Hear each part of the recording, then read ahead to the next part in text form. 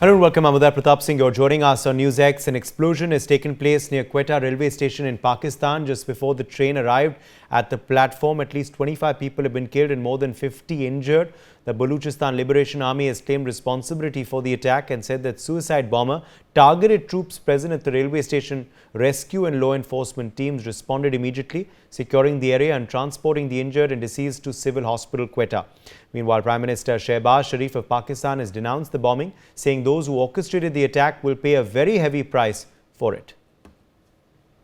Well, let's quickly give you some more details, in fact, about this incident, which of course has taken place in Pakistan, and tell you more about where the explosion of course had taken place. So as you can see, of course, this is the crowd that had gathered in large numbers at the Quetta railway station. Obviously, there was quite a crowd on the platform. Passengers were waiting for the train to arrive.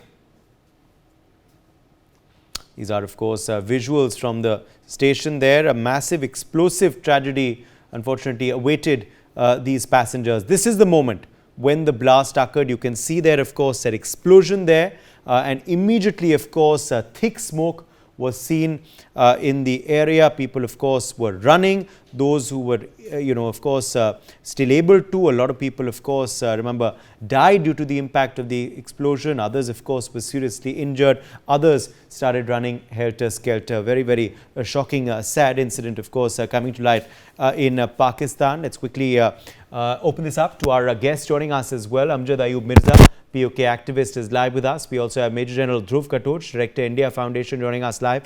Gautam Mukherjee, Senior Journalist, is live with us. Joyita Basu, Editor of the Sunday Guardian, also joins the broadcast. Let me make a start with you first. Amjad Ayub Mirza, what do you make of this explosion, and who perhaps was responsible for it, the way this attack has panned out in Pakistan? Amjad Mirza, can you hear me? Okay, I think we're having some trouble there with this connection. Major General Dhruv Katoch is live with us. Major General Katoch, if you're able to hear me, what do you make of this incident and, the manner in which this explosion was orchestrated? Thank you, Uday. Uday, it is very clear that the b.la is behind this attack. Not just that, they've actually claimed for it. They have put down they put down a tweet, and they have claimed this attack. It must also be remembered, it was, I think, towards the end of August of this year that they had destroyed a bridge on this railway track, and up to October 11th, the train services had been disrupted. Now, it was only on the 11th of October that the train services were resumed. Now, at this point of time when this attack took place, there was army troops, they were under training at their infantry school. They were coming back, and they were getting onto the Jafar Express. That was the time when the blast took place. I think it is very, the way I've seen the attack, this was not targeted at the civilian population. It was a very focused attack on the Pakistan military. How many military people have been killed, etc., that we don't know. A total 24 of them have been killed. A large number of them are civilians. But I think it was targeted towards the Pakistan military and to their security forces. And this is the ongoing trend with what is happening in Balochistan, by which the freedom fighters, they continue to target the Pakistan military because they are very upset at the way the targeted killings have taken place by the Pakistan security forces against the Baluch people. And a lot of people have simply been kidnapped and they have disappeared. There is no trace of them, there's no accounting, and there is no legal procedure by which they can even approach the courts. So this battle is going to continue. It is going to get more fierce. But this time what has happened is that over the last few months, or at least from the beginning of this year, let me say, the attacks on the Pakistan security forces have increased tremendously.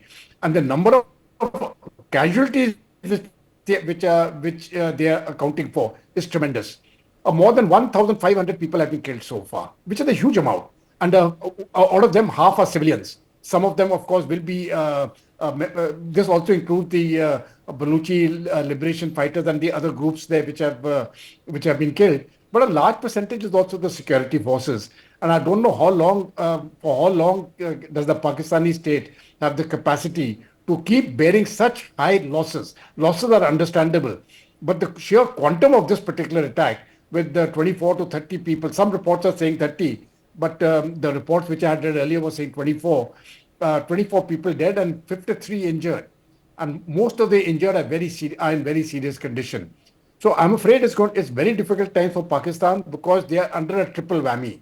One, the security situation is uncontrollable. Number two, that they are in a very severe economic mess. And third, politically, they stand as disunited as ever. And to top it all off, we'll have a change of presidency in the United States. I don't see anything getting better for Pakistan. Things are going to go further south and further south and further south. Uday. All right. Let me, in fact, quickly join Gautam Mukherjee into this discussion as well. Gautam, this is, of course, a pattern, these kind of suicide attacks that have taken place in Pakistan. What do you make of this pattern and this fresh incident? I think the objective of the Baluchi Liberation Front is to make Balochistan ungovernable as far as the Pakistan military is concerned, and also to make it absolutely impossible for the Chinese to persist in their activities. Balochistan is a mineral-rich province. The Chinese have invested a lot of money in Gwadar port. But if they can continuously keep the unrest going, and if this is guerrilla warfare really, and if the Pakistani forces are not able to control it, the way to control it, because it's sparsely populated, it's very large, there are many places where these people can attack. They are specifically attacking Pakistanis from the rest of the country. Sometimes they kill their own, but that is more by accident than design. So this is going to get worse, as the general just now pointed out. And it is working to a strategy that Baluchistan wants to be liberated from Pakistan once and for all. This is a very good time to press their advantage because Pakistan is tottering economically, it is tottering politically, and if it does not get support from China and America, I don't think it can hang together. And the chances of it getting continued support from America have just changed dramatically. And the Chinese are getting pretty fed up because, they're not getting what they want. They wanted to use Gwadar as an entry point into China through Pakistan by this Belt and Road. But it's not working out. Uday. Yes, Joyita Basu also with us live now. Joyita, this of course explosion, killing over 25 people there in Quetta. Who do you believe is behind it? You also believe this is the handiwork of the b.la, and this pattern of suicide bombings that we've been seeing in Pakistan. What do you make of this, and which way is our neighbor headed? The thing is, you see, when you are looking at the b.la has a long history, and the thing is, you see, they also, while such bombing where people get killed cannot be justified, but the b.la, when you are looking at Baluchistan province, there is constant oppression by the Pakistanis, and this is certainly cannot even be comparable to what has happened in Kashmir. We have gradually bringing Kashmir over to the mainstream. It is Pakistan that is trying to disrupt the peace and calm and the normalization process there. The worst part about Pakistan's tryst with Balochistan, as all of us know, that Balochistan was never meant to be part of Pakistan. It was an independent country, and it was much later that Balochistan, it was kind of by perfidy and cheating and all, they became part. So, ever since there has been this desire for independence, it has been going on. Pakistan has been using gunships and their own army and military to basically suppress the people of Baluchistan. You see, something like this India has never done in spite of the insurgency. So, when it comes to the handling of the problem, Pakistan has mishandled it in a very big way, and as a result of which what is happening, again I am going to say we cannot condone any terrorist attack, but the kind of mishandling that Pakistan has done, this has directly resulted in this sort of a this kind of a militism, a militant movement, this kind of terrorism. Pakistan has never tried to bring Baluchistan to its fold. And you see, the problem with Baluchistan now is that since the CPEC passes through that area, it is important for China in particular that this area should be stable. So, one of the reasons why China has got involved in this particular, I mean apart from India, the fact of the matter is that China does not like terrorism, and there has been some talk about China cutting deals with the local groups, with the local militants and the local terrorist groups, so that they do not come and attack their assets. Now, the thing is that what is happening instead is, you see, the more Pakistan's oppression increases, these kinds of attacks happen. The thing is that whether it is happening on China's infrastructural projects or not, but that these attacks have again started happening, that should be, I would say, a huge warning message to anybody wanting to invest in that area, that by making the Baluch people suffer, you cannot make Pakistan's ruling class rich. That is the essential message. Yes, what is going to be the next step, in this b.la secessionist movement, Major General Katoch? Which way is the situation headed for the Pakistanis? They've of course denounced this attack, but they don't know how to handle this just yet.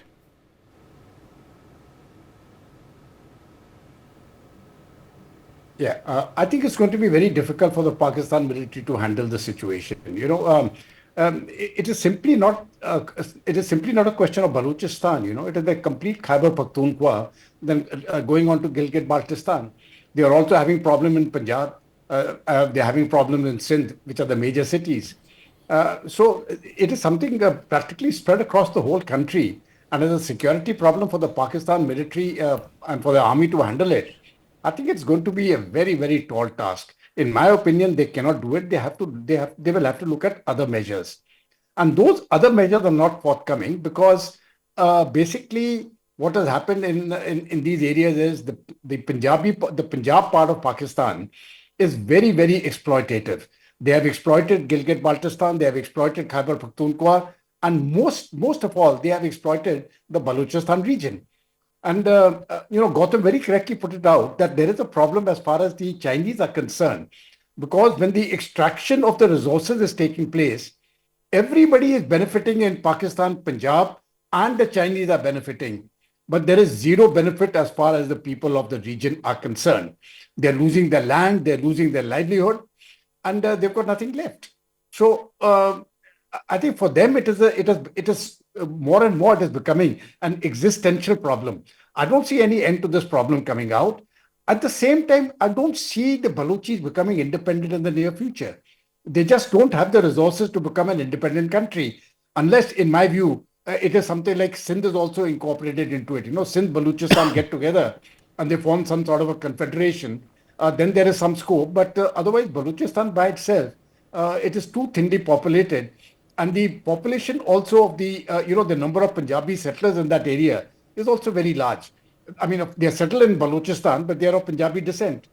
So it is going to be a very, very complicated problem. The CPEC, in my view, is as good as dead. I had said that 10 years ago. I say that today, and 10 years down the line, I think I'll still say the same thing. It cannot rise because the CPEC requires a very peaceful environment. But the way the things are going on the ground, that peaceful environment is not there. Uday, as I mentioned in my earlier remark, Pakistan is going downhill and it will continue to go downhill. The only problem with going downhill is there is no limits. It is they can keep going further and further and further, and then you find still more scope to go. So they've got tremendous scope to go downhill, and after they have gone down that level, there is still adequate scope to go down further. They are on that path. The best they can do is to at least stop the slide. I don't see that happening either. So I see very dark days for the country over the next 2 to 3 years, and then we'll see as to what they can do. Uday. As a neighbor of Pakistan, Joyita, should we be concerned at which way this is headed? Well, the thing is, you see, we should be concerned about everything that is Pakistan. I mean, the thing is that we have right our next to our border what is basically a rogue state, a terrorist state. So, if the Baluch people, I mean, I do not see any reason why the Baluchis will be targeting India, considering that, you know, it is a case of your, I mean, we have a long history over there. We have a long history and in terms of the Baluch people and all, we are sympathetic to their cause. They have been, the Baluch people have been wanting to set up some kind of a government in exile in India, like just the Tibetan Dharam the Dalai Lama has.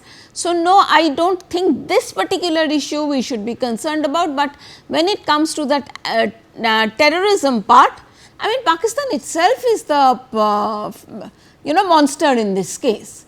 You know, whatever action, whatever is happening with Baluchistan, Pakistan has done much worse to us. So, it is the whole of Pakistan is of concern to us. Okay.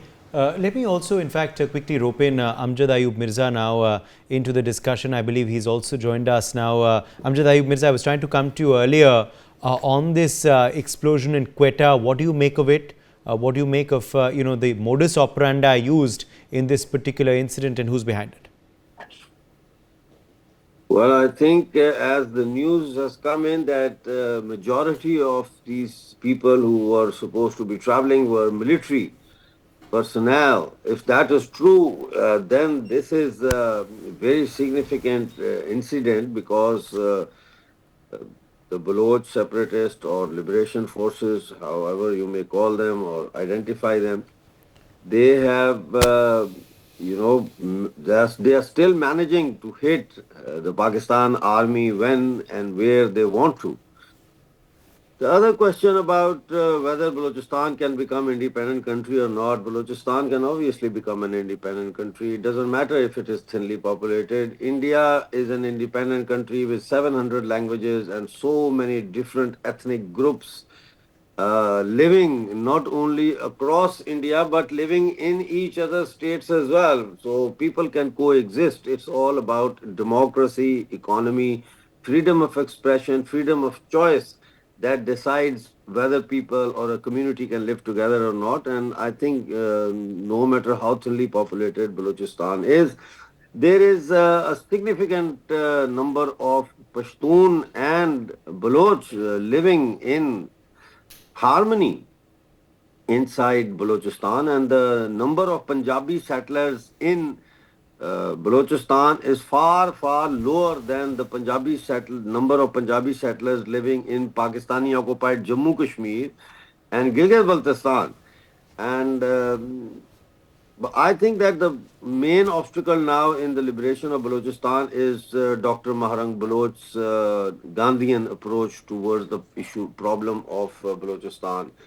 I think we South Asians have got this big issue of Nobel Prize. We all want to win the Nobel Prize once we are noted. Malala Yousafzai हो या कोई भी हो. अब मुझे ये लगता है कि मोदी जी जो है वो भी नोबेल प्राइज के चक्कर में पड़ गए हैं. और ये जो है what's her name this girl from Balochistan, Maharang Baloch, she is also now after this Nobel Peace Prize, she is attending conferences in Norway that are held by those who are organizers or directors or in some way have something to do with this Nobel Peace Prize Committee. So this is a wrong path, and I have mentioned on many occasions to the Baloch that Maharang Baloch must now, announce that there is no other way other than becoming independent and join the b.la, or not even join, not join them, but announce her support for them. But she came out condemning b.la attacks as violence and promoted non-violence. And although she is critical of the army, but she is not critical of the status quo.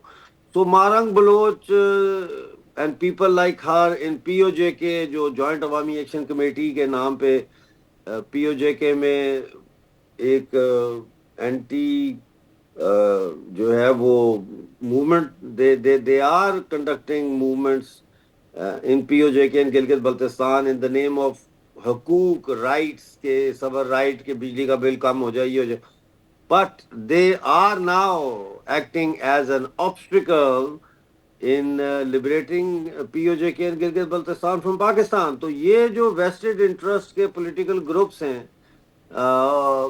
वो पहले तो objective factors मौजूद थे, बलूचिस्तान में भी हैं और यहाँ पे भी हैं, subjective factor जो है वो missing है जी.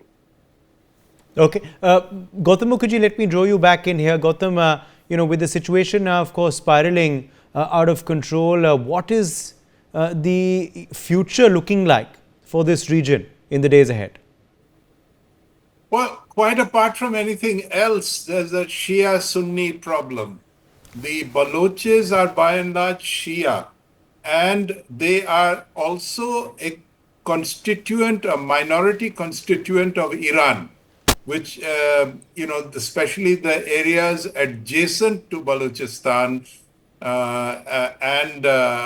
So it is quite, and also the areas adjacent to Afghanistan.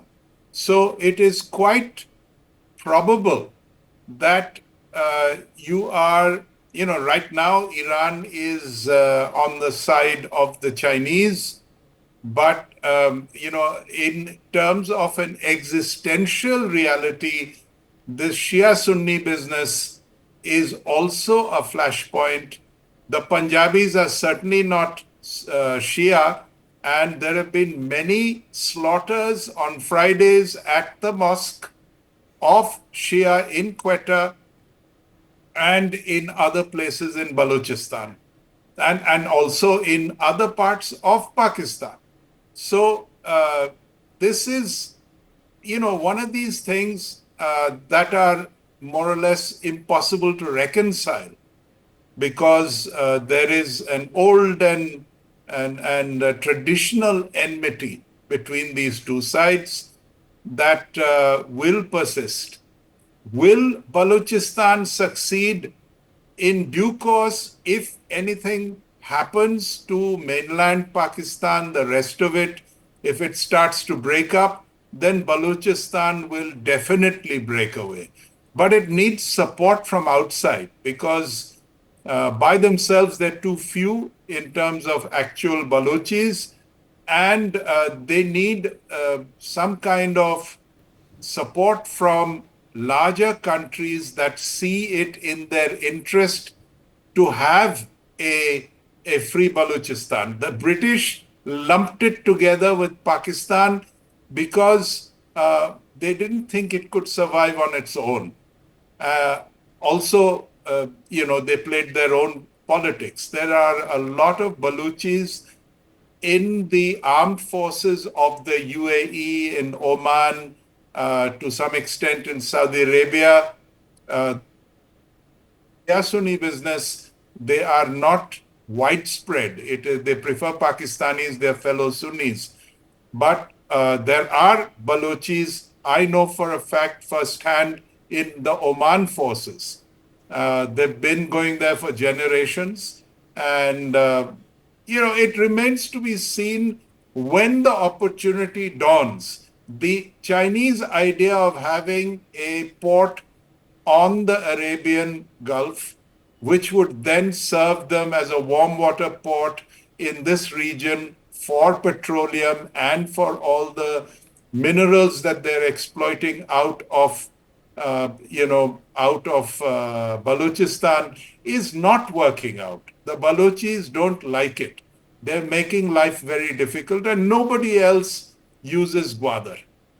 So it is definitely going to stay restive, and at the opportune moment, they would like to break away and probably succeed. Uday. Okay. Your closing comment now, Major General Khatoj.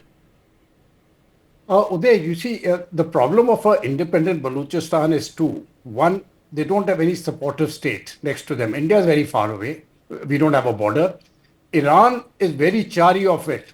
They have got the Sistan Baluchistan province, and they are very concerned if Baluchistan becomes an independent Baluchistan, then they are going to have a lot of problems in Sistan. So they are not going to support that movement. Afghanis, they've also got a whole range of Baluchis on their border. So they are not going to support an independent Baluchistan. That's the whole point. So where are they going to get those resources from to become independent? Yes, I agree with the Amjad Saab and with the Gautam on this point. They deserve their independence. Yes. So if Pakistan actually splits and breaks up, which they are actually threatening, the signs are very right. At some point of time, the Pakistani state can split. So if it split to a, Punjab becoming the rump and then Khyber Pakhtunkhwa goes on to Afghanistan, that is the time when Baluchistan will become an independent country. But till such time, I don't see that, I don't physically see that possibility as of now. Uday. Okay, last word to you, Amjad Mirza, before we end. On the road ahead. Well, last but not least, I do not see Balochistan getting its independence anytime sooner. The dynamics of politics have changed since Modi ji got in for his this new term, third term.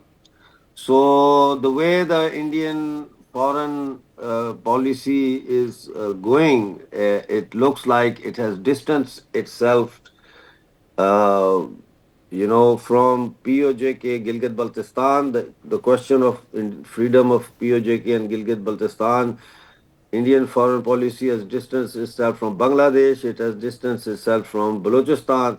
So I don't see anything. I think over a period of time there is a serious danger that these movements might die out. They might fizzle out. And I think that the chances of Pakistani occupied Jammu Kashmir being reunified with India are getting slimmer, and its chances of being incorporated in the poisonous body of Pakistan are far more promising, look far more promising. And likewise, the people of Gilgit-Baltistan have, over a period of time, past 4 years, they were, because we worked very hard, POJK and Gilgit-Baltistan, people were saying, yeah, hum India ke saath hain, Indian hai, ye hai, wo hai. But since May this year, when hundreds of thousands of people came out and not a single statement was issued by the Indian government, and nothing happened, so people have now don't want to talk about incorporation in India. They're talking about independence as an independent state, which I don't think is going to happen because the world powers are not going to allow that. So there are more chances that with China, Pakistan, they will try and incorporate Gilgit-Baltistan, because people of Gilgit-Baltistan now are demanding seats in the National Assembly of Pakistan. They say we are not going to pay no tax without no taxation without representation. So they want to join the parliament. They want to join the mainstream politics of Pakistan. So I think that the same is going to happen with Balochistan. They will fizzle out. Movement will fizzle out. People get tired, lethargy of a movement, independence movement, and I think that I don't see anything that would change to make POK and Gilgit-Baltistan part of India in the near or distant Yes. future. All right, And let's leave it at that. My thanks to our guests for joining us on this discussion. It's time for a very short break. For more such videos, subscribe to the NewsX YouTube channel, hit the bell icon.